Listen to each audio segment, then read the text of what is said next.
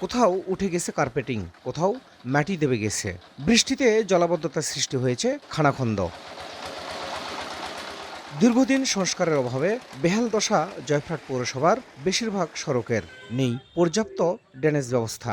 রাস্তা ভেঙে যাওয়ায় চলাচলে দুর্ভোগ পোহাচ্ছেন পৌরবাসী। তারা জানান, নিয়মিত সব ধরনের কর পরিশোধ করা হলেও গত 5 দশকে উন্নয়নের ছোঁয়া লাগেনি প্রথম শ্রেণীর এ পৌরসভার। যে রাস্তা দিয়ে গাড়ি ঘাটা কিছু যানবাহন চলাফেরা করাই বড় মুশকিল হয়ে যায়। এই রাস্তায় গাড়ি চালায় প্রতিদিন আমাদের গাড়ি নষ্ট হয়। বৃষ্টি হলে তো কোনোভাবে যাওয়া আসা করা যায় না। আমরা চাই দ্রুত সমস্ত রাস্তা একটি ভালো মানের কাজ করুক, সবগুলো রাস্তা ভালো মানের কাজ করে পৌরবাসীকে উপহার দেখ। তবে শিগগিরই নতুন করে অন্তত 8 থেকে 10টি সড়ক সংস্কারের আশ্বাস পৌর কর্তৃপক্ষের। রাস্তাগুলোকে আমরা বিভিন্নভাবে তালিকাভুক্ত করেছি এবং বিভিন্ন চলমান প্রকল্পেতে আমরা ডিপিপি অন্তর্ভুক্ত করার জন্য প্রেরণ করেছি।